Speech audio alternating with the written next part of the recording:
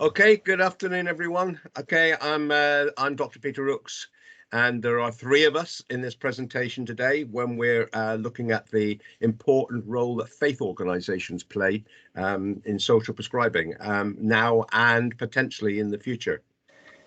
We had a very important presentation this morning by Sir Michael Marmot on health inequalities and a number of people who touched on that same topic. And faith organisations have a really important role to play in narrowing that gap, I feel. And now is a great opportunity for faith organisations to make that change because we have the implementation of the integrated care systems, the ICS, and that's a good opportunity for us to make our part.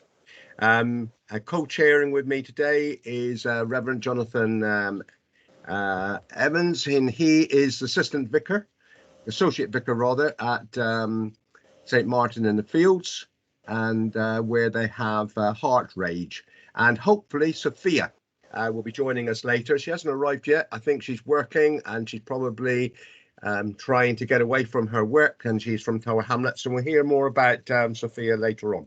So I'm going to start, and if I can have my first slide, please.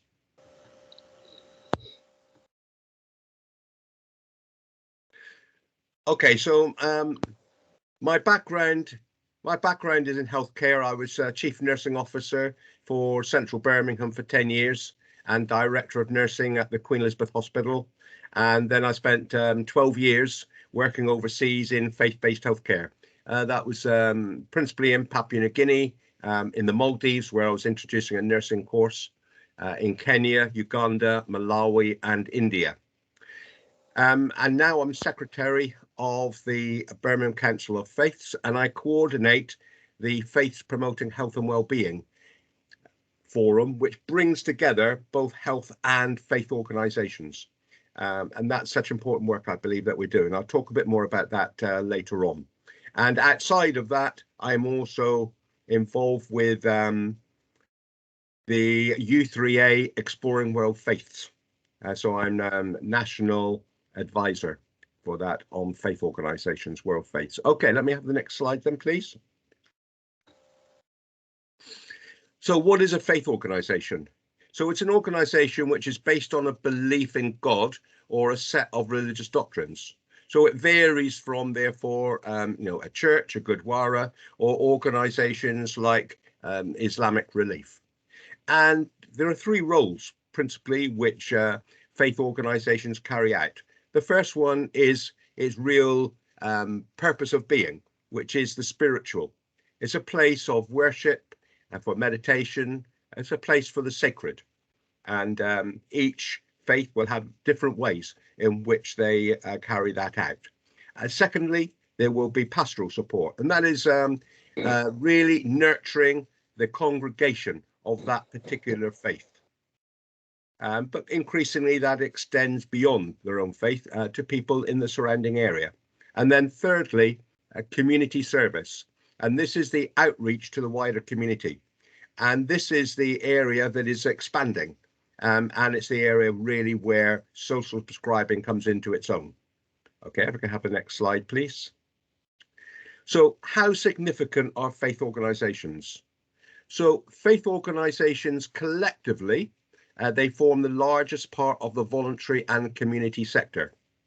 And it's very important, therefore, that representatives of faith organisations are part of the voluntary council service within any given area. So generally, there would be a board or a committee of some sort which coordinates voluntary services in a particular area. And so important that faith organisations are represented there on that board so that the faith view is taken into account and that people of faith know what actually is going on. And this is all about being in the marketplace.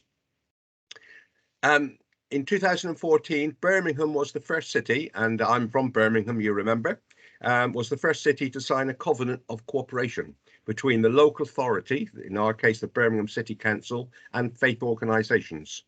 And a number of other areas across the city have now done the same thing. And we're at the point where we're now revising ours. And I'm hoping that this will extend beyond signing with the local authority, and will also sign with the ICS, with the police and other statutory organisations. Okay, have the next slide.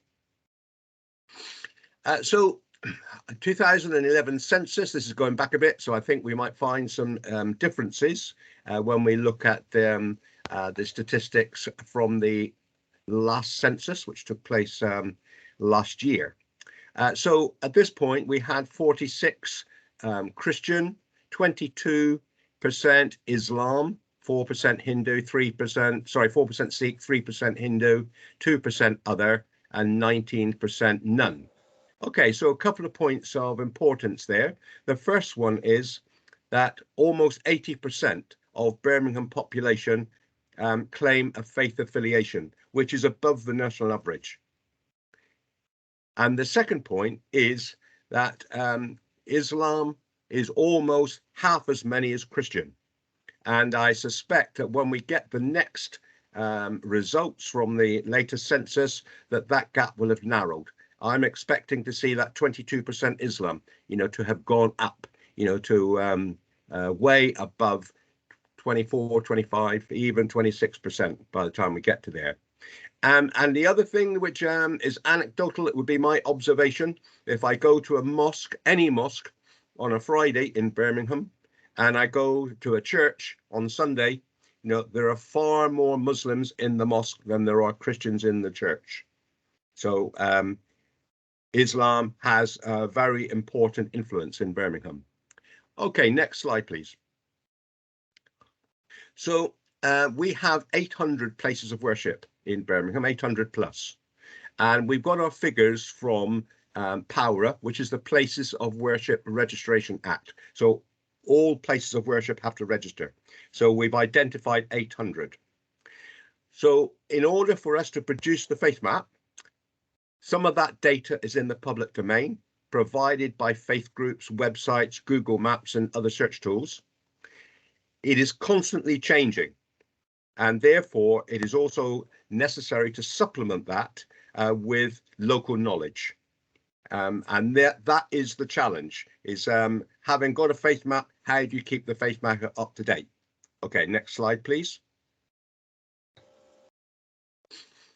Now, this is Borsall Heath, which is one of the wards in Birmingham, and you'll see the little red numbers, and they are all different places of worship, and they have all been plotted into these areas. Now, an important point that I sort of, again, want to emphasize, and that is that people talk about hard to reach communities, and I personally, I object to that term, because I think that it is more seldom heard than hard to reach, because nobody in our city of Birmingham, and the same applies obviously into other cities, nobody is hard to reach, if we take the effort to go to where those people are, actually to reach them. And picking up from what Sir Michael Marmot was saying earlier this morning, is that so often those people who are suffering that inequality are those very people that are in contact with their local place of worship. And that is a means of engaging with those members of the population. Okay, next slide, please. Okay, so this is a list. So on that particular part of the map that we were looking at, if we look down this list, we can see each of those places of worship identified. Okay, now what we don't know at this point in time is what are the social activities, community activities that are conducted at each of those places of worship. And this is another stage in the work which we are currently doing.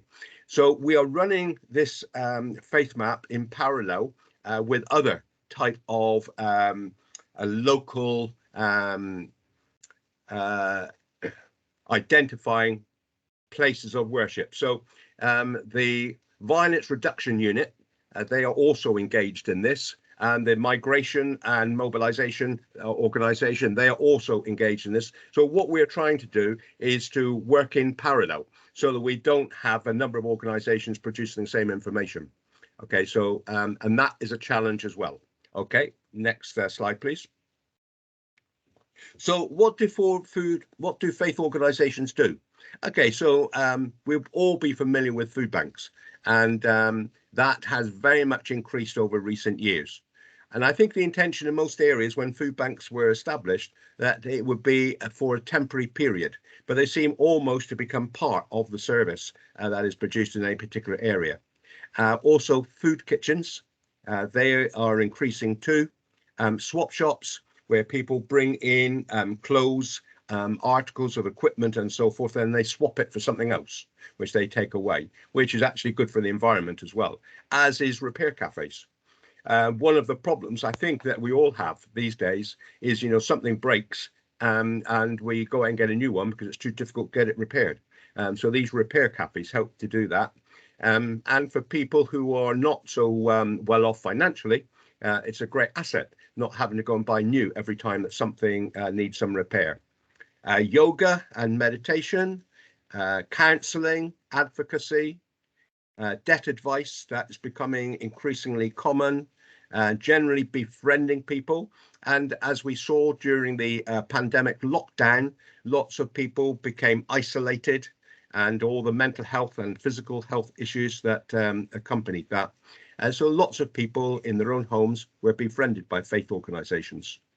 Mental health support, and quite often people will choose to get that mental health support from someone within a faith organisation because it doesn't carry the same stigma as with a professional. Now, the important thing there, of course, is to recognise the limitations.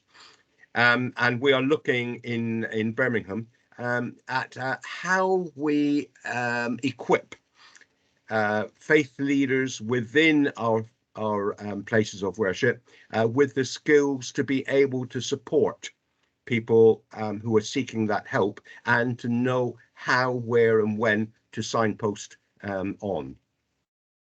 Faith places of sanctuary. I think most people will be aware of the City of Sanctuary movement, which started in Sheffield. And Birmingham is a city of sanctuary. So we have schools of sanctuary, we have museums of sanctuary, we have universities of sanctuary, and so forth. And we're currently embarking on faith places of sanctuary, so that in all of our faiths, part of that is welcoming the stranger. So this is geared towards refugees, migrants, asylum seekers, and it's giving those people support. And we are working with, currently, I'm working with a synagogue and with a mosque for them to become a place of sanctuary, faith place of sanctuary. Bereavement support, very important, and of course, end of life support. Okay, next slide, please. And there's a lot more to add to that list, of course. That's just, a sample. So what are some of the constraints that faith organisations work with? So the first is for some statutory organisations and others are apprehensive to engage with faith organisations because they believe that faith organisations are only carrying out this work because it's a means of conversion, of attracting people to their particular faith. Now, obviously, there will be those, particularly at the evangelical end of all of the faiths, where that would be an element. Okay, but that is very, very much in the minority. The majority of organizations that engage with this work that we're talking about, they do it because of their love of God and their love of their neighbor. And it is not with any intention of seeking converts. And that's an important message that we need to get over to everyone. Secondly is knowing which faith organizations provide services beyond their own congregations. And I would say that is increasing. Okay, so initially, faith organizations would provide for their own congregation and not beyond, but that is changing. And in a multicultural, multi-faith city like Birmingham, that is really now quite prevalent. And thirdly, faith organizations, there is this assumption that faith organizations provide services for free and therefore don't need funding. Okay, and that is a misapprehension, because when a faith organization, when a mosque or a church is providing services for their own congregation, yes, generally speaking, that would be free because those people are contributing to that place of worship in a variety of ways. But when it starts to extend and the numbers start to increase, then there needs to be some source of funding. And that actually is a challenge. So whilst when a faith organisation provides a service, it will be generally less costly than when a statutory organisation does it. But it is not free. There needs to be some form of funding to support it. And then finally, establishing links with social prescribers. Now, we're not there yet.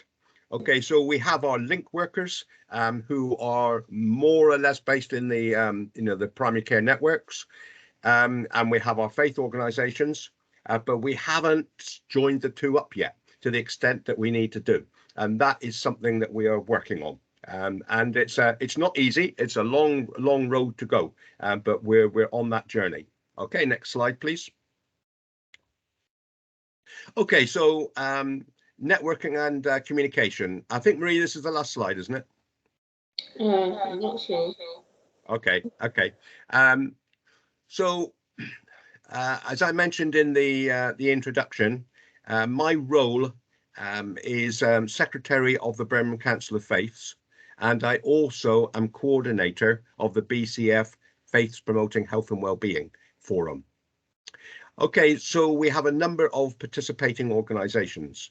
Birmingham Voluntary Service Council is very important, and myself and Amrit Nubai, who is the Vice Chair of the Faith Leaders. He is also a member of this organisation, of this forum, and we are both trustees for Birmingham Voluntary Service Council. So we have that two-way networking, which is very important. Health Watch Birmingham are part of our forum and the Public Health Department, so that we're very much working together. Cruise, the bereavement organisation, other third sector organisations, and of course faith organisations. So all of the members of our Birmingham Council of Faith Management Committee, them or a representative from their faith, would be part of this forum. So the main 8 faiths would all have a representative at this meeting. And then there is the Midlands Thriving Communities, which I have recently joined, and I'm finding that extremely helpful. This is coordinated by Sarah Payne for the Midlands, and we have representatives from various organisations that are involved with social prescribing. And it helps to keep me informed, and I hope that the other members are more informed at the role of faith organisations than perhaps they were before. And Sarah has been extremely supportive of the work that we are doing with faith organisations. Faith Action is a national organisation, and they have a social prescribing initiative. So we very much link with that. And that, again, is a two-way process. They learn from what we are doing locally, and we are learning from what they are doing as an organisation and what other members of Faith Action are doing in other parts of the country. And then finally, well, it isn't finally really, because I've come to the end of the slide, because there's a lot more things I could put on there, is that I co-host a fortnightly local radio programme, and it's called Connecting Communities, and it's all about that very topic. So the last one that we did is domestic abuse. The next one we're doing, actually, which is on Monday, is on mutual aid. And then 2 weeks after that, we're actually doing social prescribing. So we're going to devote the programme to that. And I thought it was good timing to have that after we had this conference. So there'll be so much more. And I'm hoping that we will have the slides from the conference by then. Is that the last slide then, Sarah, Maria? I think it is. It is indeed. So right, okay. So I see that Sufia has arrived. Hello, Sufia. It's lovely to see you. Hi, good afternoon. Yeah, how are you? Okay. I'm okay. I'm in between celebrating International Women's Day, so I was just. Oh yes, that's right. That's as well. Yeah, lots of events happening. Yes, that's right. Absolutely. Right. So, Sufia, you're from Tower Hamlets, and I'll let you say a bit more about the work that you do. Okay, thank you. Dr. Peter. So my name is Sufia Alam. I'm the head of the Mariam Centre and programs at the East London Mosque. So the Mariam Centre is the wholly kind of dedicated centre for women. So it's part of the East London Mosque. And I manage all the projects within the mosque with 4 areas of work in East London Mosque, in Tower Hamlets, in the London Borough of Tower Hamlets. Now, East London Mosque is one of the oldest mosques and certainly the busiest mosques in London.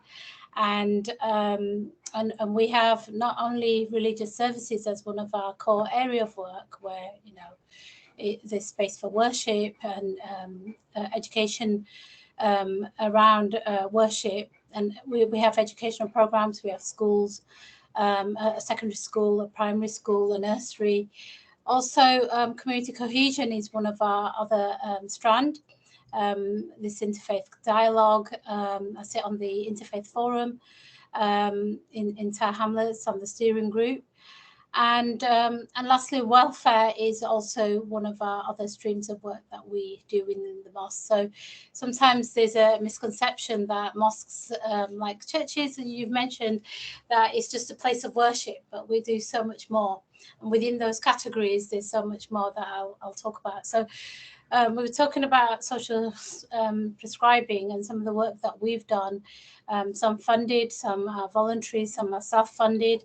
Often as a charity, you don't attract the kind of funding that you'd like to keep sustainable projects, but you reach out to the community because it meets the needs of the community. So my role is a tedious one, trying to get funding in the first place, and not many faith organizations get funding because there's a perception that faith organizations will only deliver faith-based agendas. So this is actually a disadvantage, but we managed to organize together, and we run a counselling service for women, which is embedded within the mosque. We have a befriending service for elderly and vulnerable.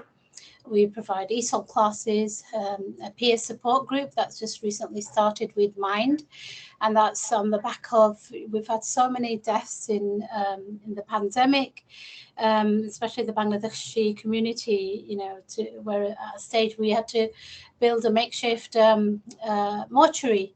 So you can see the kind of stresses that have left people. So we not only provide the solace within the faith base, but the practical elements of speaking to people, giving that space, safe space for people to be able to open up rather than making it too focused. We started a senior citizens group, and this was on back of a Alzheimer's cafe that used to run from the mosque. And that had its advantage because when COVID happened and we all went into isolation, one of the things we realized that there was a lot of digital poverty, and a lot of that particular group didn't know how to Zoom or didn't even own a device. So we worked really closely to train them up, and they're zooming away now, and really keeping in touch with them, albeit via the phone. It's been a difficult couple of years, as you know, and in that pandemic we all fought to keep the faith places open because we were much more than that, much more than a press base. We have something called the Active Women's Group, which is also a peer-led activity group. And they do there's a walking group, they go on trips, they do Pilates and yoga and all sorts of health and fitness activities. And that's open, that's a kind of intergeneration one where we've got mothers and mother-in-laws, carers, and the daughters and mothers coming together. And that's really a lovely, unique way to bond people. And it's an open space. Of course,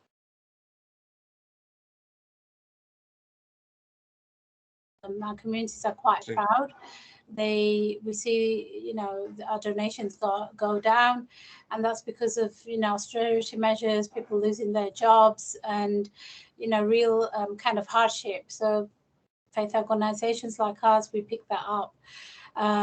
So that's still continuing, and that's also, it also gives an opportunity for people to volunteer as well. So in each of the aspects of our work, we've got volunteers attached to it. So this is, you know, somebody might be quite lonely or depressed. Sometimes they're referred by a GP or carer or someone that they're working with that will say, have you got an opportunity for this person to spend some hours? And that really uplifts them. Sometimes, you know, they go on to job opportunity. Now we have a volunteering remit, as you can imagine, a congregation size of 7,000 on a Friday, one of our busiest days. We couldn't do all the work that we do without volunteers and stewards. And this is a real opportunity for local people to come in and be trained on health and safety, and take some kind of ownership in terms of organising and stewarding. We have some husband and wife beekeepers and volunteers that help to maintain our beehives that we have on the mosque rooftop, and that's also an opportunity for people to kind of help tidy up the rooftop gardens as well. Library services, we have a library, and also that needs managing. So people have that opportunity to come in and spare some time, sort out some books, create some activities. So we had I think we broke a Guinness Book of Record on the longest book read or something like that. Forgot now, it's been a while. But, you know, creating those kind of community activities. We offer quite a lot of free courses, whether it's a spiritual course on a particular item, or it's around mental health, or a health awareness session. We recently did one around organ donation, and that was a difficult subject for our community to deal with. And what we do in that is invite the blood banks to come in and, you know, encourage people to give blood, and we have a kind of a honest discussion what our faith tells us about giving blood, and, you know, it really brings the community together. Mental health has been a big issue, and it's taboo in our communities, and we try to raise awareness by having faith leaders like imams and clinicians as well, chaplains who come and introduce themselves, and they also talk about it in community language, giving practical support. You know, most people turn to faith, and also there's also within our belief system there is something around spiritual affliction, I would say, not possession, and there's lots of misconceptions around that. So having those honest, safe spaces to talk about these things has really helped people to move on and take some practical measures, like, you know, if we go walking or get involved in something, it helps our well-being. Just a few weeks ago, we had some doctors come in and do some health checks, basic blood pressure and sugar tests, and that was really well appreciated by the community, and you know, really brings the community together. We've, of course, in the pandemic, we've had the vaccination centre hub, and it's something quite strange, you know, when we think about it, to think about having a whole kind of hospital setting within our complex. But it was doable, and it was most effective because faith communities, they come to places where they trust, and I think the NHS and public health recognised that there was a lot of trust within, whether it was churches or mosques or synagogues, that people would go. They see their faith leaders also taking up the vaccination. So we were really, you know, influential in all of this, and out of that we saw volunteers and staff really coming forward to help with that initiative as well. So it kind of bred a lot of positivity. We of course do Macmillan coffee mornings. That's like a religious thing now, and that also brings people together across cake and coffee. And also, like I said, International Women's Day, you know, all the kind of memorable days that of celebration. We do Mental Health Day.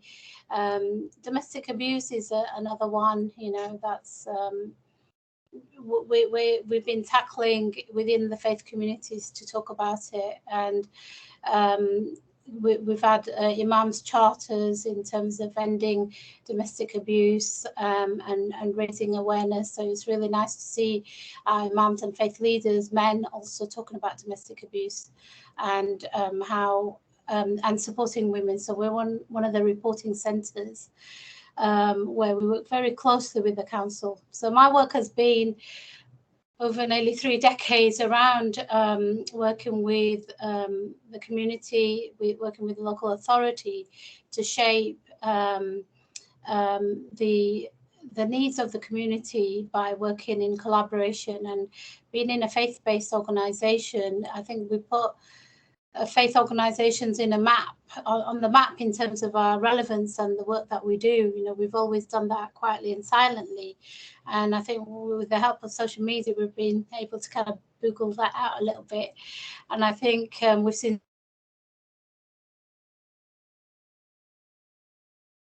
back to the sorry.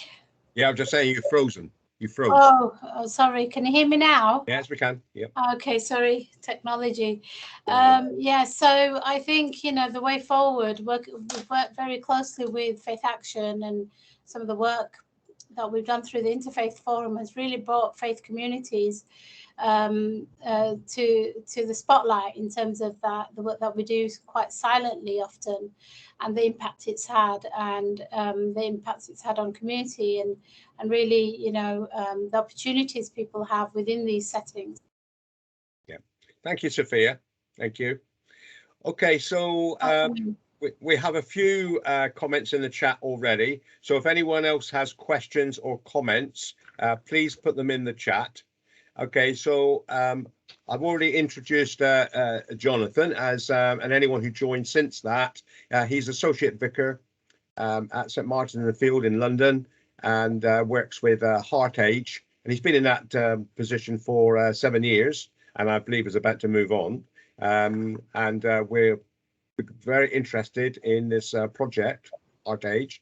And after that, Johnathan is going to take over the chair while we deal with the questions. And I'm collecting the questions up, Johnathan, which I'll feed to you when we get to that point. Over to you. Thank you. So I'll just share my slides. Here we go. Right.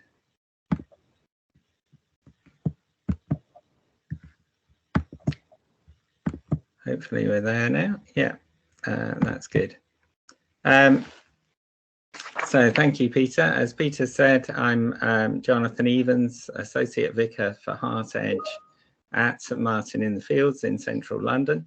And as you can see on the screen, HeartEdge is an international ecumenical movement which is seeking to galvanise churches to be at the heart of their communities whilst being with those that are on the edge.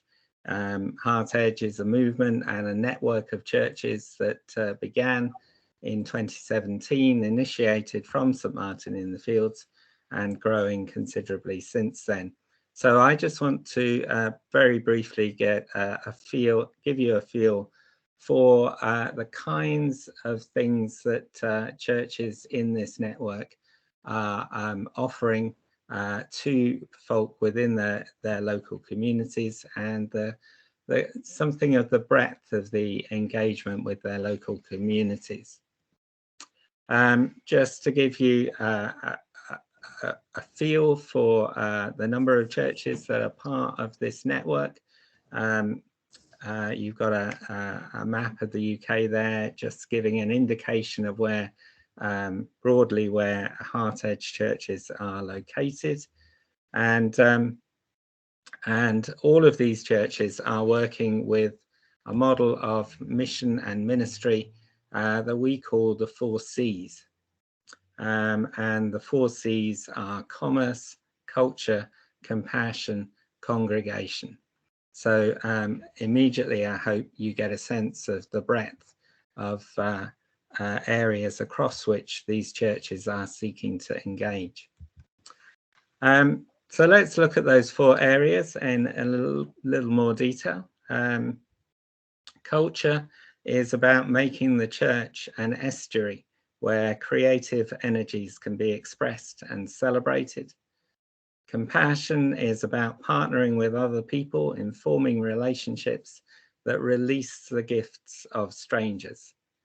Commerce is about generating finance via enterprise that creatively extends that mission and ministry. And congregation, in our understanding, is about communities that make room for all and which approach the stranger with expectation and gentleness. Just to give you an idea, a very brief feel for what the 4 C's look like in practice at some of the churches in the HeartEdge network. So all of the photographs here relate to different churches and different initiatives. In the top left-hand corner, you've got a photograph of an initiative called Start Stop at St Stephen Walbrook in the City of London. And Start Stop is a rolling program of work-based reflections, meaning that every 15 minutes between about 7:45 in the morning and 9:15, a 10-minute session of reflection begins that people can just drop into on their way into work. These brief reflection sessions include a Bible passage, a meditation, some music, some prayers, a reading, and silence. So city workers call in on their way into work at any point during these sessions, and this approach provides quiet space, contemplation, and reflection to working people at the beginning of their busy days.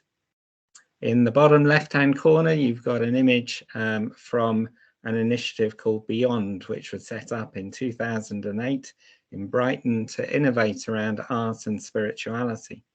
And this is part of an initiative called the Beach Hut Advent Calendar, which was a community art event that saw 24 beach huts on Hove seafront transformed into Christmas-themed creative space, each containing a different installation encompassing that year's theme. This was an initiative that ran for 11 years that involved 264 different art installations, thousands of people who visited, and innumerable litres of mulled wine and boxes of mince pies. It was an initiative, of course, that involved a significant number of community groups in creating these art installations, and also a number of artists from the wider community. In the top right-hand corner, you've got a photograph of the crossing at St Paul's in Warsaw, which is an example of creating a new life and a new role for a town centre church. The church has been adapted and converted so that the ground floor now has 7 retail units and a day chapel. The first floor includes a restaurant and office spaces, and the second floor is used for worship by the church on Sundays and has meeting rooms for conferences, training events, exhibitions and concerts during the week. So this is a church that has really opened up as widely as possible to the local community. It provides a whole range of different community spaces, including quiet space and opportunity for all types of gatherings. And then sort of more or less in the middle at the bottom, you've got a poster advertising the Bridge to Employment, which is a community engagement hub for St John's Waterloo, from where they run their popular annual Bridge to Employment courses and also digital futures coding and technology courses, enabling them to work closely with young people in the local area to enable those young people to fulfill their potential in particular in relation to employment. So those are just a few examples of some of the activities that HeartEdge churches are involved in that illustrate the 4 C's. And I hope that you can see that this is then based on a breadth of engagement, which is seeking, which is both at the heart and on the edge, and which seeks to embrace all people and all forms of human activity. And when these 4 areas catalyze and enhance each other, we can begin to reimagine church and society and view church perhaps as a model of what a renewed society might actually look like. The interdependence, we think, of commerce, culture, compassion, and congregational life can potentially provide that model because it is a model that sustains itself, is open to the gifts of strangers, and exhibits the life of faith. And then just one final addition. So that's my point about interdependence. The 4 C's for HeartEdge are underpinned by an ethos that we call being with. And being with essentially is the recognition that we must accompany others while they find their own methods, answers, approaches. And as we do so, celebrate and enjoy the rest of their identity that's not wrapped up in what we perhaps ignorantly judge to be their problem. And in this way, we seek to start with people's assets, not with their deficits. And we seek never to do for them what they can perfectly well, perhaps with encouragement and support, do for themselves. So if any of this is of interest, then there are a few links here, some of which I can also place into the chat for getting more information. But thank you very much for listening. Johnathan, there are a number of points then in the chat. Yes. Okay, Marie's just made the point about being with. Sounds very much like the approach of a link worker, which good. Tom has talked about faith communities have inculcated social prescribing for centuries, albeit called something else. Also asking about research into the impact of faith on health. There's been quite a lot of research, Tom, on the impact of faith and health overseas. In developing countries, because a lot of the health provided in sub-Saharan Africa and in the Pacific is provided by faith organizations. And in many countries, 50% of all the health in the country. That was the case in Papua New Guinea, where I worked for 8 years. 50% of all the health is provided in that country by Christian churches, you know, and similarly in other countries that would be the case. So there's a lot of research on that, but I'm not aware of anything specific in this country, but there may well be, but we can come back to that. Okay, so Marie, will come to you in a minute then. Thank you. Jane, you mentioned MECC in relation to mental health. So what's MECC?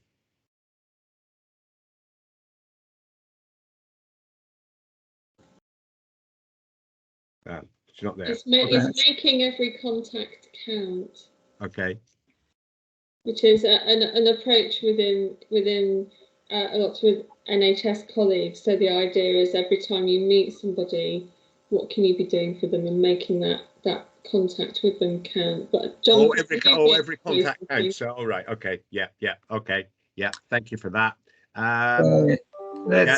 Sarah raised the point about support for overcoming barriers. That's important. And then Tom also finally raised the question about addressing religious taboos. And I would agree entirely with what Sufia has said, you know, that the most important thing is to take small steps. Don't expect to achieve too much too soon. The most important element is actually establishing relationships, because if you spend time in establishing good relationships, you then develop the opportunity for discussing some of these more sensitive issues. But if you rush in to try and discuss it, it will inevitably fail and will result in hostility. That is my experience. Right, over to you, Jonathan.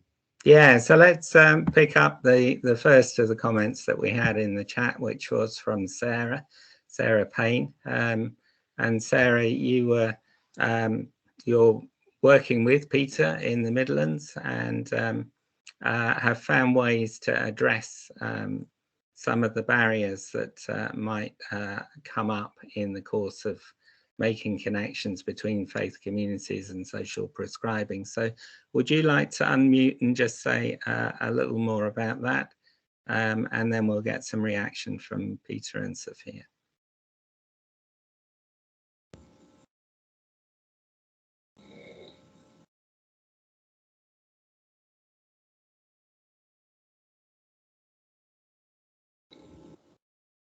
Hi, Sarah. Sofia's been called away, it looks like, Jonathan.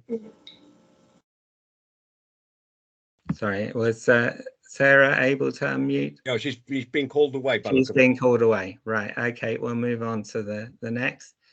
So Tom Watkins, interested to find out any research into the impact of belonging to a faith community on health and well-being. So I think Peter's responded to that. Sufia, anything that you're aware of in terms of research that would be I think there's new research coming up. I think I can't quite recall, but if I do remember, I think Faith Action would know. There was something recently, I know we did in our interface forum, there was some research around that. And I know the Church of England did something in Parliament as well. And I think, you know, even if it isn't, we're kind of proven this in the pandemic, you know, what I mentioned before, faith and well-being, because there's a drive. We have something called Faith in Health, a work stream. And we use faith as a driver to make that change in terms of improving health. So I'll have to find that and pass it on. But I think there is something, because I remember thinking, yeah, I already knew that. But yeah. Thank you. I think in the field of mental health, there has been quite a bit of research over the years into the impact of spirituality on mental health in particular. So I think if people were to Google sort of mental health research and faith communities, you would find quite a lot coming up. But I wonder if it's something we could put to Marie as to whether collating some of that. I just remembered. Yes, Sufia, go on. Yeah, there is something around that with Angela Bryan, if you Google, because she talks about faith and health and mental health as well. She's from the Talmud's Mental Health Centre, so maybe could send that a bit later on. That'd be good. That would be, thank you. Yeah, useful. But there could be a helpful sort of collating of the existing research and just providing a list and some links. I don't know if that's something that might be at all possible. I think that'd be really useful, and I think when you look at how the databases collate evidence and the keywords for publications, often faith isn't a word that is used, but spiritual well-being, you mentioned, Jonathan, spiritual. Yeah. The spiritual well-being is a whole massive area of research, and it's split into religious and non-religious aspects. But the shared aspect of spiritual well-being is the hope, the empowerment, the sense of purpose, the sense of belonging. So there is actually a really large literature base on spiritual well-being. So I think that would be probably where we'd find the research that then links directly into the religiosity aspect of spiritual well-being. All the research I've done in the last sort of 15 years has had an element of highlighting spiritual well-being, which is why I understand the way the databases are set up. And what has been really interesting is that when you listen to people's experiences of social prescribing, there's always a spiritual element there, but people don't recognise it as spiritual well-being, but that meaning, purpose, hope and empowerment, which is probably a core set of outcomes for social prescribing, is actually a spiritual well-being. So perhaps I'd argue there's a spiritual hunger out there, but we don't always recognise it as that. And again, Sufia, talking about, I think these things don't get talked about so much, and we don't like to talk about it. But spiritual well-being is one aspect of all of our well-being. So there are measures out there that will measure all the different aspects of well-being, the spiritual well-being being one aspect of it. So I won't say anything else, but there's certainly stuff out there, and perhaps after this session, in a week or two's time, we can go away and find some information and put it together and circulate it. Johnathan, can I just say there's been a major debate internationally on this topic because of the reluctance of countries that provide aid, development assistance to developing countries. United States and Australia are obviously big ones, as well as the UK. And the reluctance in the past to fund organisations that were faith-based because of the point that Sufia made, that there's this fear that it's being used for evangelisation rather than supporting people. And some organisations, therefore, AllSave was one of them, that separated out its development arm from its evangelisation arm. But what they're missing when they do that people in developing countries, by and large, are very spiritual people, you know, and the very essence of their whole being, their whole belief system, is to do with their faith. And if you separate that, then you undermine the whole essence of the assistance which you're giving, you know. So you have to recognize people where they are, you know, and this tendency to impose secular approaches or non-spiritual approaches to people who are spiritual, you know, is a big, big mistake. And those countries have recognized that. And United States aid, for example, did then change its policy on this topic. Thank you for that. Okay, let's move on to Jane's comment, which is about training for staff that are working with the community. So I guess there's two angles to this. There's training for people in the faith communities in order to understand the health sector more widely.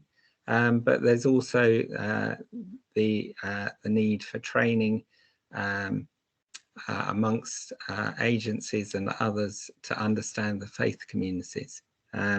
And that's certainly been an area that I've been involved in the past, working with, in my instance, with Muslim-led multi-faith agencies that have been involved in providing and developing faith community toolkits for other organisations and institutions, with Job Centre Plus being one of those.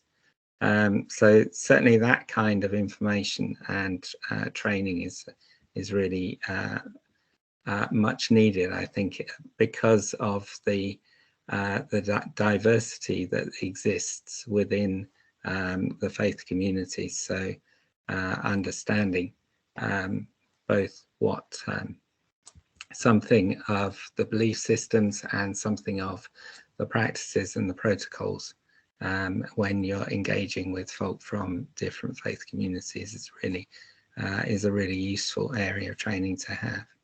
Anyone else want to come in on that training point? Sufia, do you want to go first? Then I'll go.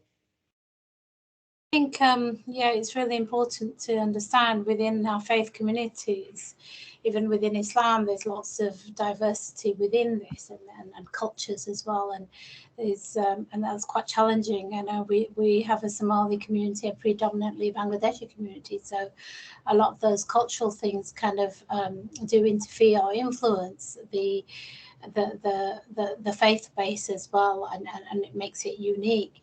But it's about having the competencies to understand that, and empathy as well, to work with those cultures to develop people and work within their kind of traditions, if you like, without changing them too much. So, you know, I mentioned before, I've got a huge volunteer base, and it's very diverse, and it has its challenges, but it's about, you know, respecting people for who they are, and we learn together as well. We learn each other's traditions. So one of the things we also provide from the Islanda Mosque is a cultural diversity and awareness course. This is for professionals as well, so that within the outer community, extended community, that there is a better understanding of the Islamic faith and its kind of diversities within, so that they're not confused as well. And so when we're kind of signposting people, they know, they have a better understanding. Yeah. I think it's a two-way issue, this. There was a time, if we go back in time, when faith organizations did not work well together, you know, and there was, let's say, tensions between faith organizations. And I think by and large, we've overcome that hurdle. Faith organizations generally, I'm not saying, you know, there never is an issue, but generally, faith organizations now have the relationship between each other and the trust between each other that we do work together. What we are still not so good at, and that is working with non-faith organizations, other parts of the third sector and statutory organizations. We're getting better, but we still have a way to go on that. Now, I was disappointed when I saw the Levelling Up report recently. You know, there's a very scant mention of faith organizations. And therefore a non-recognition of the important role that faith organizations play within people working together and doing exactly that, leveling up. Now, it may well be that faith organizations, particularly in some areas, are not as conspicuous in the work which they do, and we're not very good at singing our own praises, of telling other people what it is that we do. And people see places of worship as a place that, you know, Muslims go to the mosque on Friday, Christians go to the church on Sunday, people of the Jewish faith go to the synagogue on Saturday, and so forth. You know, they're not recognized in the work which we're doing in the community. And I think it is for us to actually be seen a lot more on the street in terms of what we do, to sing our praises, to make sure that we do become governors of community health trusts. We do seek our opportunity to get involved in the now the ICS, but previously the CCG. We get involved with the police and their forums. We get involved, you know, with the Crown Prosecution Service on their scrutiny panels and so forth, that we get involved in all of those things so that we are visible and that we feel confident to say, I am speaking on behalf of faith organizations, and not feel diffident about it. Because in the past, I think people have felt diffident about admitting that they are from a faith organization. So it is two-way. It is us being visible, it's us speaking about what we do, and it is about statutory organizations taking greater account of what we do.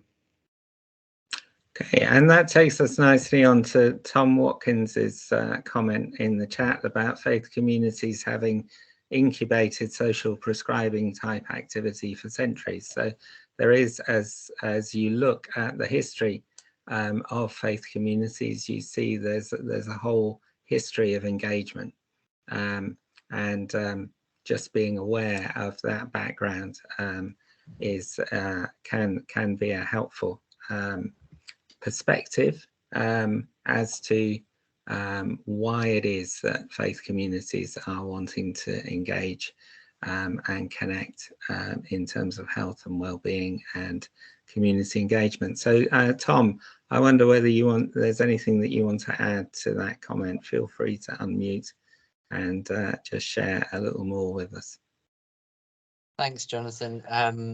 I mean, I feel like I've said quite a lot in this session, but it's something that, you know, I feel quite, you know, sort of passionately about. I think, you know, as Peter was saying there, it's often the case that faith organisations are not very good about shouting about what they do, and yet they have, as far as I can tell, been sort of pioneers, whatever faith or denomination has been in this area for centuries. This is kind of the you know, where communities have traditionally looked after each other and you know, looked outside as well to what part they can play in the larger communities that they're based in. So, you know, it makes sense that we make them a little bit more visible, and that's why I was asking for the evidence, really, so that we can use that to make them more visible.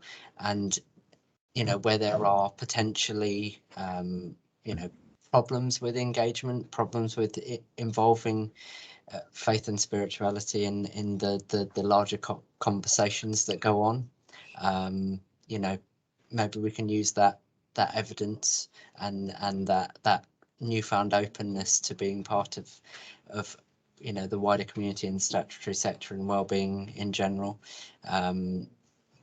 for, you know, to its fullest effect, if we can evidence how well it impacts.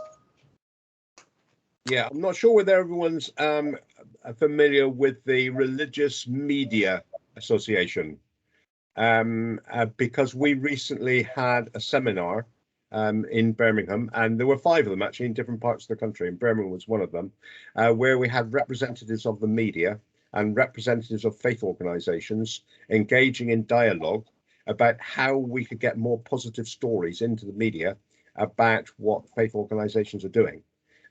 Because anecdotally, the media jump on any sort of mishap within a faith organisation and great is made of it. And yet when something good is happening, you know, they don't pick on it. Well, part of that, of course, is the media don't know about the good stories.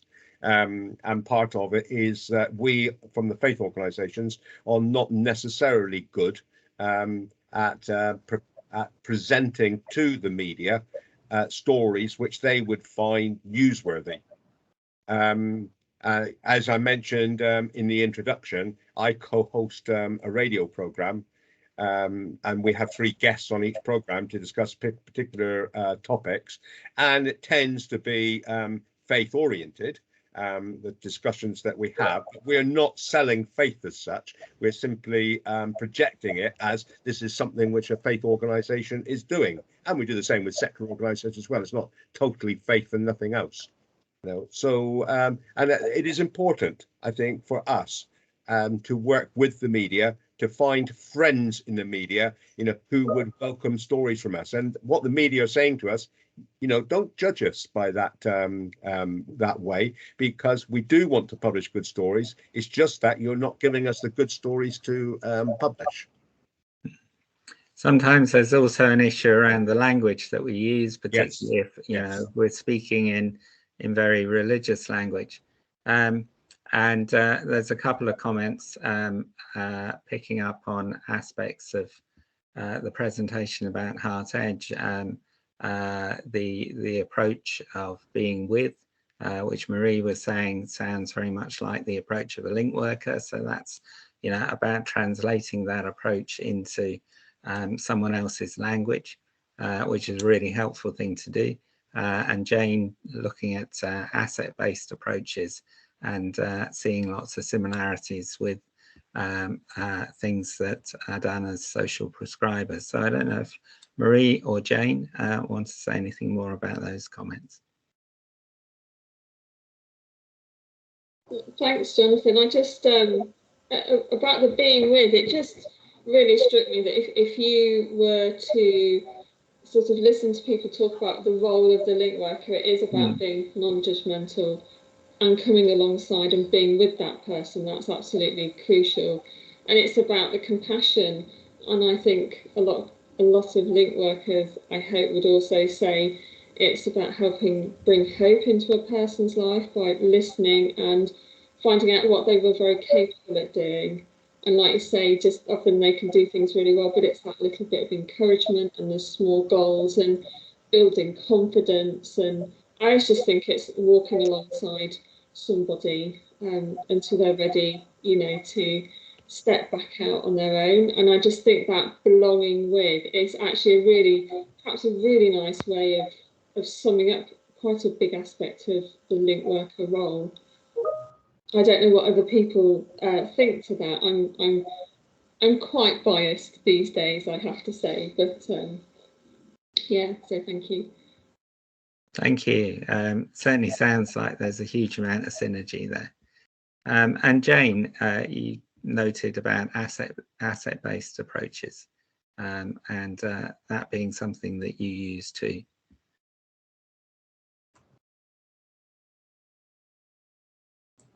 Is Jane still with us? Yes, she's still there. Okay. Well, thanks for your comments, Jane. Really helpful. That whole asset-based approach is one that comes out of community organising. And Sufia, I know that that's something that you've been very involved in with the East London Mosque and Right. citizens in East London in particular. Would you like to say a little more about that? We're one of the founding chapters at East London Mosque in East London, which we call Telco for short. So I'm part of Citizens UK, and I'm one of the leaders in community organising. As a founding member, our history started with actually acquiring the London Muslim Centre from developers. So we all campaigned together, of all faith groups came together, churches, synagogues, faith groups, non-faith groups. We all marched the streets of Whitechapel demanding this space from developers, building luxury flats to acquire it for faith space and community use.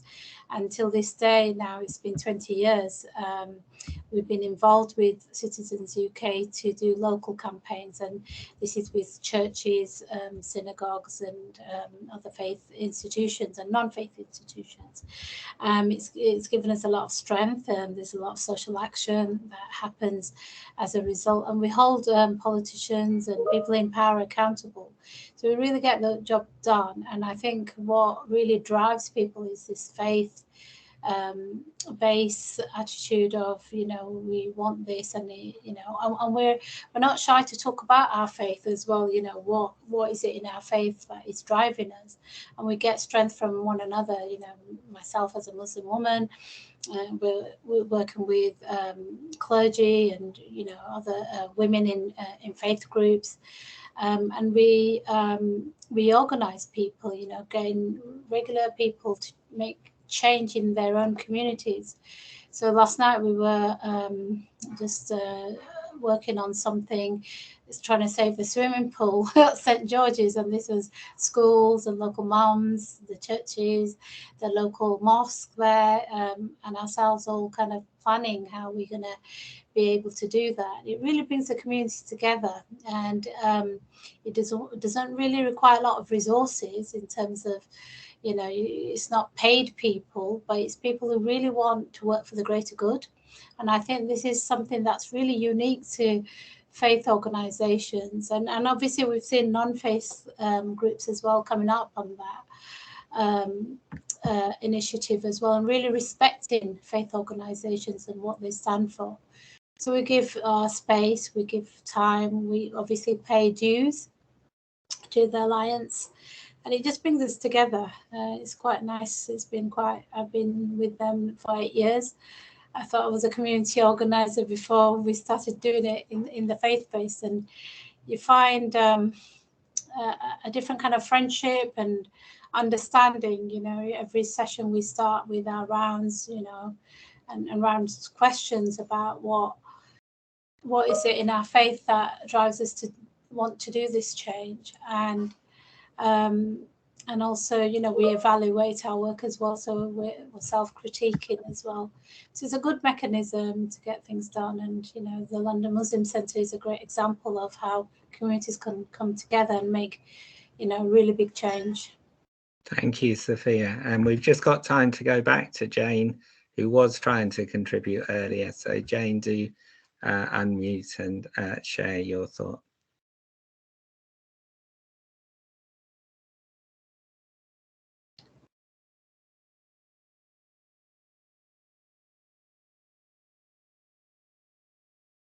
No. She's got something in the chat. Okay. That, Yeah. Yeah, thank you, Jane, for what you put in the chat. So wanting to say that the approach that is used around looking at what a person can do rather than what they can't and what is working well is really important for social prescribers and seems to be a key factor in the work of faith organisations too. So thank you for that. Sorry, Jane, do come in. If you are unmuted, we'd love to hear you. I think she's unmuted. We can't hear her for some reason. Okay. Well, we're sorry that that hasn't worked, but thank you for what you shared in the chat. That's much appreciated. So I think we're just about out of time. Is there anything that Peter or Sufia that you would like to say by way of just wrapping up this session? You go first, Sufia. What I would say is, our faith plays a real big part in everything we do and everything we do for the greater good. And the solace we get from our faith is one of the reasons why we don't Google out certain things, don't do shout out. We're quite modest. But I think, with social media, we're doing this, and it's always good to, in our faith, we're encouraged to do that to help motivate people. And I think, as institutions, we forget the power that we have because of the congregation and the warmth and empathy that we have, and we can make things happen. And I think only now, we've been part of lots of co-productions, as faith leaders or faith groups, and I think we should just hone on in that and carry people with us. And this is a great opportunity for our congregants that, I've just come out of International Women's Day, and it was around leadership and how do we pull people up with us. You don't need to be a clergy or an imam or a community leader. You just need to be yourself with inspiration and aspirations to do well. And you'll find a leader, clergy or imam, or, a leader in any form will support you on that journey, and you could really make some changes. And we make those changes because, sometimes we are advocates and vicegerents on this earth, God's people, to carry on that good work. And, we've got climate change agenda coming up, and there's so much in all of our faiths that encourage us to look after this earth, and health and well-being is also included in that as well, and much more. So I think I just end with, there's a lot of uncertainty in the world at the moment, and we pray for peace and we pray for unity. And at least as faith communities, we can be reassured that we are, working together. I don't want to repeat all that Sufia's said, but simply say that I endorse, everything that you've said, and I do think it's important for us as people of faith to follow a moral code and set a good example, to be seen, to be visible for what we do, and it's not just what we do within our church, within our mosque, within our Gurdwara. It's what we do to the wider public, particularly those who are vulnerable and marginalized in some way. That the prophets in all of our faiths, reached out to those people who needed help and support, and that we do that. It's part of our work to advocate for people who are not able to advocate for themselves, for us to influence politicians, both nationally and locally, and for us to engage with people of organisations that are not faith-based. So that we are seen to be working together, and very often we can provide a moral compass in the discussions that we have with other people. I'm not saying that we have a monopoly on the moral compass, but it is something that we do have, and we shouldn't feel diffident about it, and we should not feel diffident about our faith. We need to make a distinction between the work that we do as a manifestation of our faith, distinction between that and that we are not evangelizing. When we go out and do something, it's not because we're seeking converts. It's because we are practicing our faith in our love of our neighbor and our love of God, of course. That's well said. So much thanks to Peter and to Sufia for all that they've shared. It's been tremendous to be a part of this session and to be able to explore common ground both between the faith communities and between faith communities and social prescribers. So much thanks to all of you that have joined us for this session this afternoon. It's been tremendous to have you along. Thank you for all the comments that have gone into the chat and for developing the conversation there. We wish you well and hope that you enjoy the rest of the conference today. Thank you so much for joining us. Thank you. Thank you, Sufia. Thank you.